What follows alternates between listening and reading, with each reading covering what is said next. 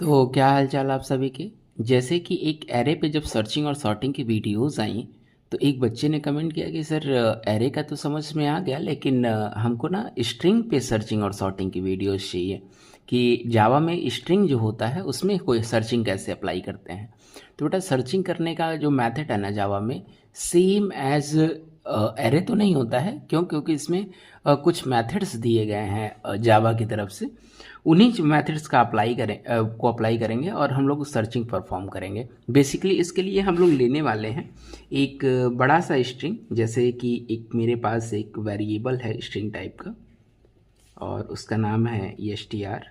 अब आप लिख सकते हैं कि जैसे अगर इस प्रोग्राम को हम पूरा लिखना चाहें तो हम लोग लिख सकते हैं पब्लिक क्लास, और क्लास का नाम सपोज करिए abc, और यहाँ पे public static void main args, और यहाँ से हम अपने प्रोग्राम को शुरू करते हैं। तो बेसिकली क्या है कि एक स्ट्रिंग ले लेते हैं जिसका नाम है, जिसके वेरिएबल का नाम है str। इसमें हम लोग करते क्या हैं, जैसे मेरे पास एक स्ट्रिंग है वेलकम इन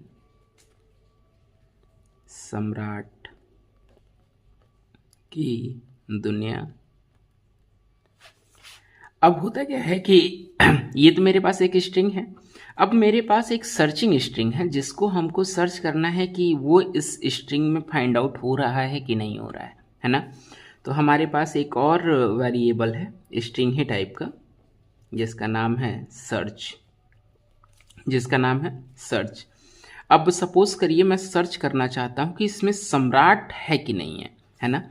जो हमारे पास ये वेरिएबल है str नाम का, उसमें हम लोगों ने स्ट्रिंग कंटेंट रखे हुए हैं। अब हम चाहते हैं सर्च करना कि इस स्ट्रिंग कंटेंट में सम्राट है कि नहीं है। तो हम लोगों को उसको एक जगह इनपुट तो कराना पड़ेगा ना। तो सपोज करिए हम सर्च में इनपुट करा लेते हैं सम्राट को। हम सभी जानते हैं कि जब भी स्ट्रिंग के कंटेंट लिखे जाते हैं वो डबल कोड में लिखे जाते हैं, तो हमने डबल कोड में इसको लिख लिया। अच्छा, एक मैं आपको मेथड बता देता हूँ। जैसे सारे बच्चों की प्रॉब्लम्स एक होती हैं कि सर मुझे समझ में तो आ जाता है प्रोग्राम में देखता हूँ तो, लेकिन सर ये कंफर्म नहीं होता है कि ये प्रोग्राम लिखना कैसे है। तो बेटा प्रोग्राम लिखने का सबसे अच्छा जो ज़रिया होता है ना वो ये होता है, जैसे कंप्यूटर का एक प्रोसीजर है जिसमें बताया गया है कि सबसे पहले आपको इनपुट लेना होता है, फिर आपको इस पर प्रोसेसिंग करनी होती है और उसके बाद आपको आउटपुट मिल जाता है। बेसिकली यही रूल आपके प्रोग्रामिंग में भी फॉलो होता है। कैसे? जब भी आपको कोई प्रोग्राम मिले ना तो सबसे पहले ध्यान देना होता है कि उस प्रोग्राम की रिक्वायरमेंट्स क्या क्या हैं। रिक्वायरमेंट्स का मतलब ये होता है कि जैसे हमारी रिक्वायरमेंट्स थी कि एक हमको स्ट्रिंग चाहिए, एक बड़ा सा स्ट्रिंग, उसमें से हमको कोई कंटेंट है कि सर्च करना है। अगर वो कंटेंट हमको मिल जाता है तो हम ये मानेंगे कि हमारी सर्चिंग कंप्लीट हो गई। अगर वो नहीं मिलता है तो हम ये मानेंगे कि सर्चिंग कंप्लीट नहीं हुई है। तो सबसे पहले इनपुट लेना पड़ेगा। इनपुट लेने का मतलब क्या है कि जो हमारी रिक्वायरमेंट्स है, जैसे हमने क्या कहा कि एक बड़ा सा स्ट्रिंग चाहिए, तो सबसे पहले उस बड़े से स्ट्रिंग को इनपुट ले लिया हमने। उसके बाद हमने क्या कहा कि कुछ सर्च करना है इसमें से, तो जब कुछ सर्च करना है तो उसको भी तो इनपुट लेना पड़ेगा सर। तो हमको क्या सर्च करना था? हमको सर्च करना था सम्राट। तो हम लोगों ने क्या कर लिया? सम्राट को इनपुट कर लिया यहाँ पे। अच्छा, उसके बाद नेक्स्ट स्टेप क्या कहता है कि आपको करनी है प्रोसेसिंग। क्या करनी है? प्रोसेसिंग। तो प्रोसेसिंग का सेंस क्या है कि जितनी भी कैलकुलेशंस वगैरह करनी है ना, अब आप इस चीज़ पे कर सकते हैं। कैसे करेंगे इस कैलकुलेशन को? जैसे सपोज करिए कि हमने इनपुट तो करा लिया कि जिसमें से ढूंढना है और जिसको ढूंढना है ना।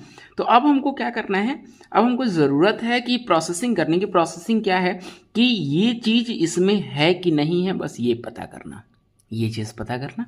तो पता करने के लिए हम सभी को पता है कि हमारे जावा की लाइब्रेरी में एक मेथड दिया गया है जिसका नाम है कॉन्टेंट्स मेथड। कॉन्टेंट्स मेथड करता क्या है कि अगर आप इसमें जो भी वैल्यू पास करते हैं, जो भी वैल्यू पास करें, सपोज करिए हमारे वेरिएबल का नाम है जिसमें सारी चीज़ें रखी गई हैं, उसका नाम है ए।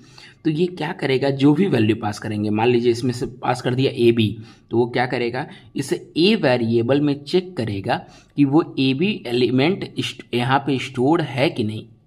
अगर हाँ है तो ये क्या करेगा, ट्रू रिटर्न करेगा, क्योंकि बूलियन वैल्यू रिटर्न करता है तो ये ट्रू रिटर्न करेगा। अदरवाइज ये क्या करेगा, फॉल्स रिटर्न करेगा। तो एक काम करते हैं, इसी मेथड को अप्लाई करते हैं।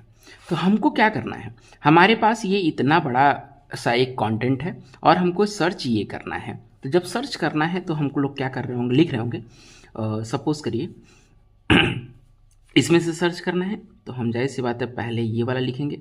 याद कर लीजिए मेथड कि जहाँ पर भी किसी एलिमेंट को सर्च करना हो तो कॉन्टेंट्स मेथड यूज़ करते हैं। उसका सिंटैक्स जो होता है, जिस वेरिएबल में से सर्च करना होता है उसको हम लोग पहले लिखते हैं, उसके बाद डॉट लगाते हैं सेपरेटर के रूप में, उसके बाद हम उस मेथड को लिखते हैं जिसे हमारे मेथड का नाम है कॉन्टेंट्स।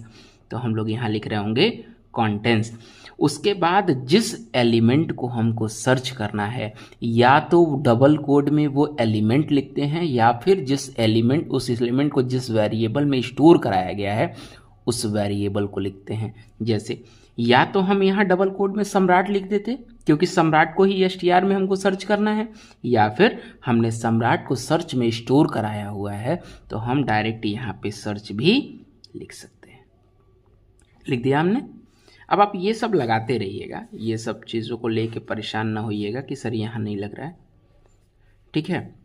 अब देखिए, अब इसको चाहें तो आप डायरेक्टली प्रिंट भी करा सकते हैं, लेकिन प्रिंट कराएंगे तो या तो ट्रू प्रिंट होगा या तो फॉल्स प्रिंट होगा। तो हम लोग एक काम करते हैं, str.contents ये क्या कर रहा होगा, ये सर्च कर रहा होगा कि ये सर्च की जो वैल्यू है यानी कि सम्राट वो str में है कि नहीं है। तो है, बेसिकली ट्रू रिटर्न हो जाएगा। तो हम लोगों को जो भी रिटर्न होगा, या तो आप डायरेक्टली इसको प्रिंट कर लीजिए system.out.println करके, या फिर आप एक और स्ट्रिंग वेरिएबल ले लीजिए जिसमें ले लीजिए स्ट्रिंग और रिजल्ट के लिए res, है ना। अब हम चेक कर लेते हैं, या तो हम प्रिंट कर लेते तो सर्चिंग यही कंप्लीट हो जाती, ट्रू रिटर्न हो जाता, तो हम मान लेते, ठीक है। अगर मान लीजिए बेसिकली और भी आपको कुछ आउटपुट वगैरह देना है इसके साथ साथ, तो हम लोग उसको क्या कर लेंगे, ये जो रिटर्न होगा वो किसी चीज़ में स्टोर कर लेंगे, किसी वेरिएबल में। तो जाहिर सी बात है कि नहीं सॉरी ये स्ट्रिंग नहीं होगा, ये बूलियन वैल्यू ही होगी, बूलियन टाइप की। मान लीजिए इसमें ट्रू रिटर्न हुआ होगा, तो हम लोग इसको चेक कर सकते हैं, if res equal true, res equal true, तो हम लोगों को क्या करना है, हम लोगों को करना ये है कि system dot out dot println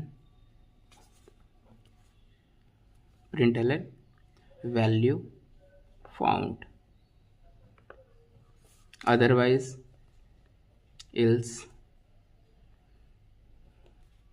system dot out dot println value not found।